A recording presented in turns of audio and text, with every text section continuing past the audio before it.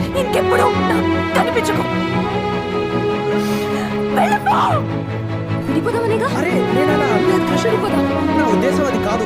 లాయర్ని కలిసి డివోర్స్కి అప్లై చేద్దాం. ఎప్పుడు నాకు మోహం కూడా నాకు చూడడం ఇష్టం లేదు. వెళ్ళిపో.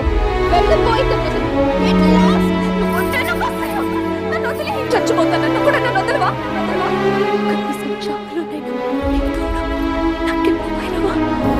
I'm breaking up with you, Asha. You don't deserve this. నువ్వు నా రూమ్ లోపలికి రాగలవేమో కానీ నా మనసులోకి ఎప్పటికీ రాలేవు. నమ్మకం లేని చోట